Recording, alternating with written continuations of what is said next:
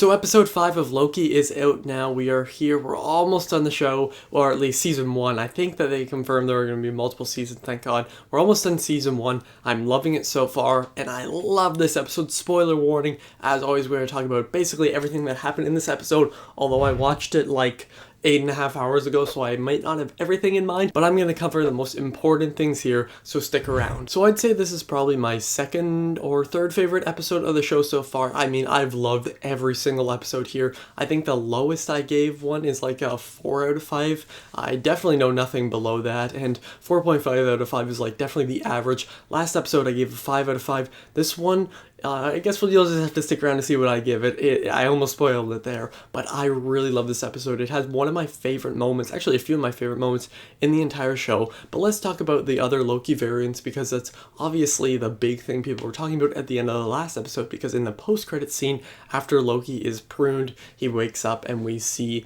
boastful Loki, like classic, like old man Loki, younger Loki, and then crocodile Loki as they called it. But in this, we learn it's like alligator Loki. I don't know, it's kind of confusing. I'm just probably going to refer to him as both by accident. So that was kind of what everybody was talking about, and it was a little confusing. Once again, I'm still at the cottage here. I have like 2 more days here. I apologize for the lighting. I think this is definitely better than my video on like Monday or whatever, or Sunday. It was bad. But anyway, in this episode, he's with them. He's walking around, and then we also know that Mobius had gotten pruned, so he wakes up, or actually no. He doesn't wake up. It'd be funny, though, if he woke up and you saw, like, Lightning McQueen, his character from Wedding Crashers and all that, but that doesn't happen. Don't worry. That would have been amazing, though. That's like a 5-minute Disney Plus short they should release. Sylvia is still at the TVA, and we kind of wonder, what's she gonna do, because all of our other, like, main characters that we're following are pruned. Like, they're obviously in this alternate place. I don't know exactly what to call it.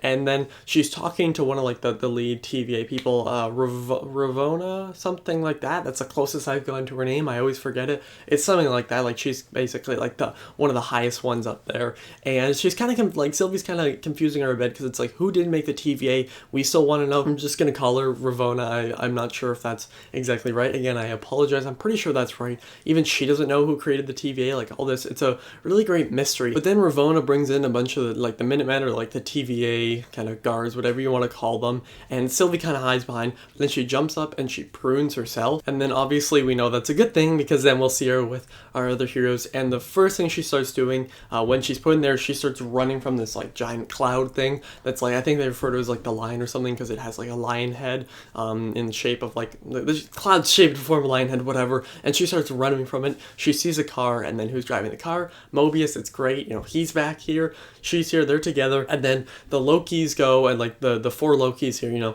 Loki, older Loki, boastful Loki, and crocodile or alligator Loki, whatever you want to call him there.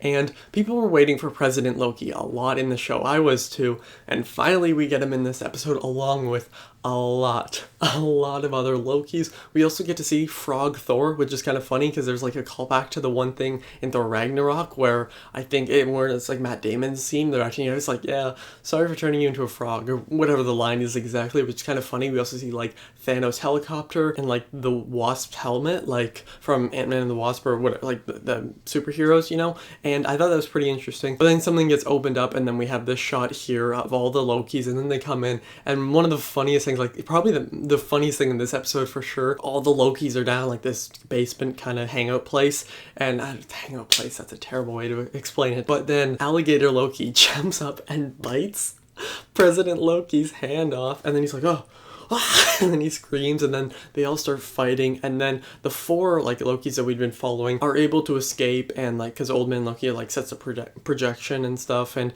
I thought that was pretty cool. And then finally the Lokis and Sylvia and Mobius, they all meet up, and honestly, like, I don't know if I can fully say this, but I'd say that Loki and Sylvie are almost in like my top 10 favorite MCU duos. Like, I need to fully make the list, but even after like a few episodes, I just really love their connection. Obviously I love Loki and Mobius too, but I think that, a lot of people were saying like they're amazing together, which they are. But we've seen Loki and Sylvie spend more time together, so that's why I say that. I really love Mobius as well. He needs his own like spin-off show or something. I mean, they're releasing a million things, why not just add to it? But Loki and Sylvie kind of start like a really kind of very obvious connection, and I think it's obvious in the way of their subtle performances from Tom Hiddleston and Sophia Di Martino or something like that, whatever her name is exactly, sorry for butchering that, who plays Sylvia. You can see just like the subtlety in their performance. Well, it's hard to find, but when you see the subtlety in their performance, it's really great. Like when you're watching their scenes, especially towards the end, that bug just flew in front of the lens here, you can just really see like the way they kind of like look back at each other, and that was probably a creepy way to do it, like the smile or like little like head tilt, everything like that. I think that's what makes me really love both the characters. Again, I really want to see more for Sylvie. Sylvie knows that she can try to enchant this big like storm or whatever I called it before, like this big fog cloud, whatever you want to say, and she starts to do it, but like again, it's like this massive thing. It's really difficult, and then old man Loki kind of finds a distraction, although like Loki, like Tom Hiddleston Loki, the main one,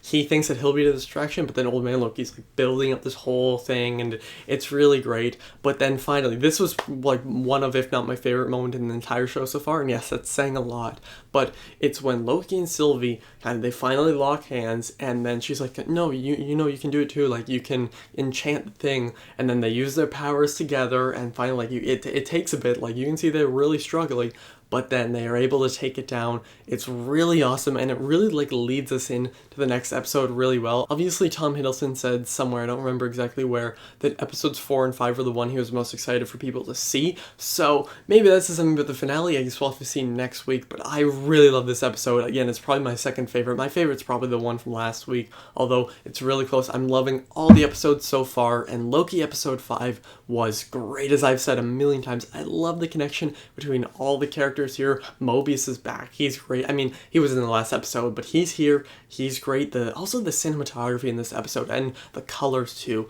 really great. Like CGI, really great, but I just love the really like shallow focus here. Like they use that shot a lot here, and I think it added a lot of emotion to it, and I really loved it. I'm gonna give Loki episode 5 a 4.5 out of 5. Only one more episode to go for this season. It's going great so far. I still don't know what my favorite MCU show is.